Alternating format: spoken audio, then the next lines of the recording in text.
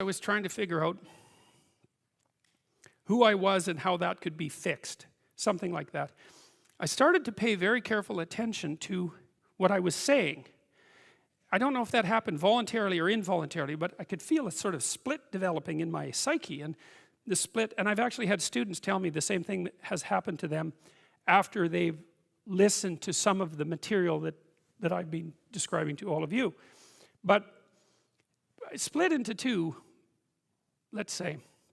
And one part was the, let's say, the old me that was talking a lot and that liked to argue and that liked ideas.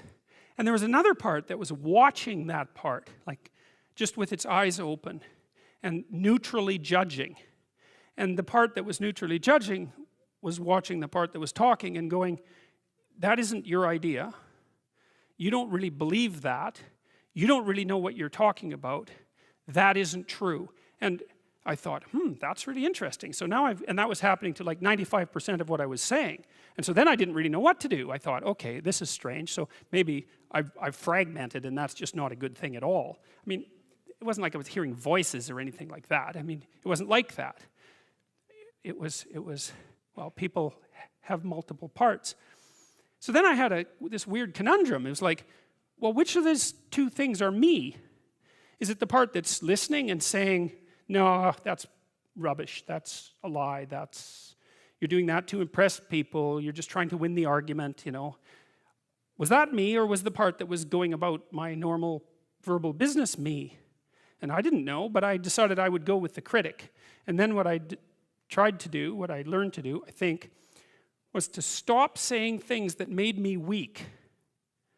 And that, I mean, I'm still trying to do that because I'm always feeling when I talk whether or not the words that I'm saying are either making me align or making me come apart. And I think the alignment, I really do think the alignment I think alignment is the right way of conceptualizing it, because I think if you say things that are as true as you can say them, let's say, then they come out of the depths inside of you. Because we don't know where thoughts come from. We don't know how far down into your substructure the thoughts emerge. We don't know what processes of physiological alignment are necessary for you to speak from the core of your being. We don't understand any of that. We don't even conceptualize that, but I believe that you can feel that. And I learned some of that from reading Carl Rogers, by the way, who's a great clinician, because he talked about mental health in part as the coherence between the spiritual or the abstract and the physical, that the two things were aligned. And there's a lot of idea of alignment in psychoanalytic and clinical thinking. But anyways, I decided that I would start practicing not saying things that would make me weak. And what happened was that I had to stop saying almost everything that I was saying. I would say 95% of it. It's a hell of a shock to wake up and I mean, this was over a few months, but it's a hell of a shock to wake up and realize that you're mostly dead wood. It's a shock.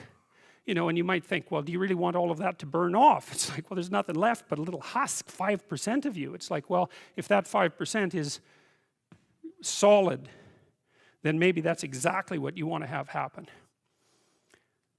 Well, so I told you that story as an elaboration of this line. And God saw that the wickedness of man was great in the earth, and that every imagination of the thoughts of his heart was only evil continually. It's a question worth asking. Just exactly what are your motives? Well, you know, maybe they're purer than mine were, and it's certainly possible. I don't think that I'm naturally a particularly good person. I think I have to work at it very, very hard.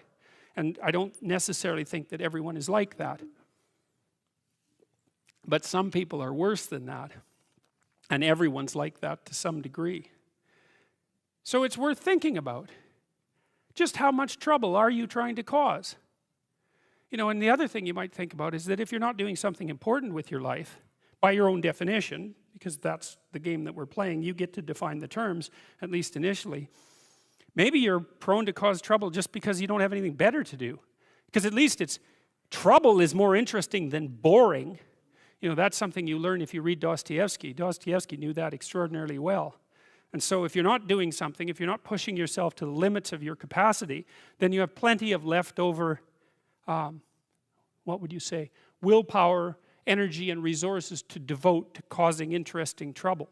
And so Well, so I would say this is also an archetypal scenario. God saw that the wickedness of man was great in the earth, and that every imagination of the thoughts of his heart was only evil continually. That's something to meditate on.